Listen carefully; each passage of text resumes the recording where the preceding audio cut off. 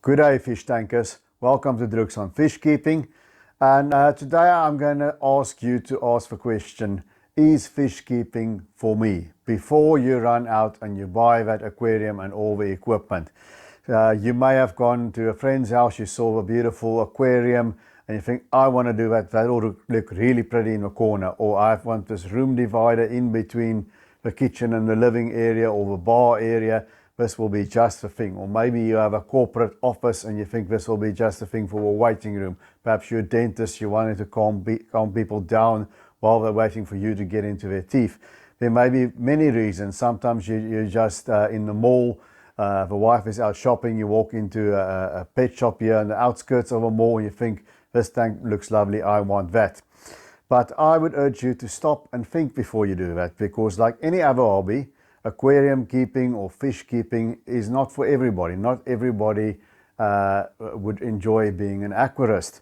And the first thing, of course, is we have a responsibility towards the animals we keep. People get very upset about animal abuse as it pertains to our furry friends, dogs, cats. But fish are also captive animals. They can also have discomfort. They can feel pain. They're not a pet in the sense that your dog or your cat is. You don't go and you pet your fish. You know, they may take food from your fingers and they may interact to you as an individual, believe it or not.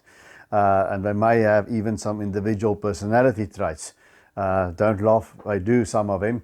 But you have a responsibility towards the creatures that you keep. If you're going to put fish in glass boxes, you better be willing to give them a good life and take care of them. And that takes a little bit of effort on your part. Second point, the second-hand market for goods, as you all know, is usually not very good. Cars don't hold second-hand value. Boats are even worse. A small airplane is a bit better, but an aquarium is more towards a boat. If you decide the hobby is not for you and you want to pack it in, you want to get rid of an aquarium, you're going to be lucky to get 50% of what you paid for it. More likely, you're going to get somewhere between 30 and 40% of what you paid. So it doesn't have resale value. So also think before you plunge in. Now, aquarium keeping is not the same as having a portrait and putting it on the wall or buying yourself the latest flat screen TV. It's going to require you to understand certain things about water chemistry, about biology, maybe even a little bit about electricity and plumbing. It depends on what level you go into the game. You're going to learn about animals, the nitrogen cycle, plants, lights, all of those things.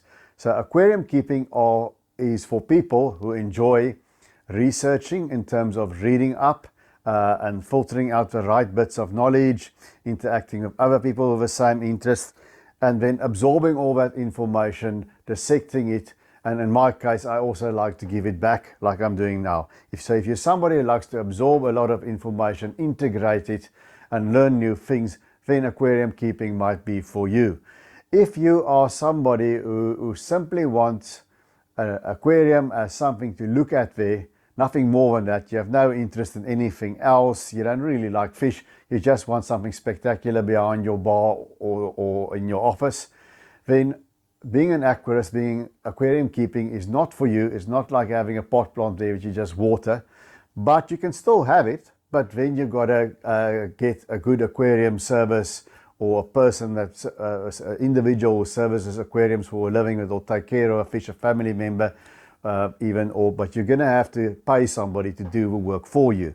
That happens a lot with corporates where they just hire the aquariums and it gets changed every often. And so I also had a bit of aquarium maintenance business way back in the day when I was much younger and I had the energy for it. So if you really just want a pretty thing there, be prepared to pay somebody to take care of it for you. I've got a neighbor up the street who's got a beautiful marine tank separating a room in his house, and it looks great. And when I talk to him, he doesn't really know anything about the fish. He just loves it. But he has an aquarium specialist that comes in every 2 weeks, does a water change, services that reef tank, and he just basically feeds the fish and calls this guy if something goes wrong. So then that's not really an aquarist. That's a guy who likes a beautiful tank, who wants a decorative thing. So that's also okay. But if you want to do this as a hobby, you've got to be somebody who enjoys reading, enjoys absorbing information and applying it. And I think also have a bit of empathy towards animals and plants and those things. And if you have a creative streak in you, I don't think I'm the most creative person in the world. These are more sort of low-tech jungle style, where I sort of let the plants do their own thing and see what works. But if you have that in you, you will also enjoy this hobby. So that is it from me. Think before you buy that aquarium. Are you somebody who's going to spend, let's say ballpark figure, you must be willing to spend an hour a week on the aquarium. If you're not willing to do that and you cannot afford to pay somebody to do it, then rather steer clear, go do something else. There's plenty of other hobbies out there. It's not the most expensive hobby. There are many more expensive hobbies. It can also, but it's not dirt cheap either. There's cheaper ways to do it. There's very expensive ways to do this. But you're not going to get your money back easily. So those are things to consider. Consider whether you're going to put in that little bit of time it requires to take care of the things. Consider whether you're somebody who's going to go before you see a nice fish, before you buy it and put it in the tank, whether you're just going to do a quick Google search and see if it's actually compatible with your other fish in the tank size, or even the water parameters. If you're not going to be willing to learn about something like the nitrogen cycle and very, very basic water chemistry, then maybe also not for you. But if you do like learning about those things, you will have many, many, many years of enjoyment out of this hobby. I've been keeping fish since I think I was about 8 years old when I had my first tank. I'm 48 now, and it's something that's always been part of my life, and it's given me a lot of stimulation and enjoyment.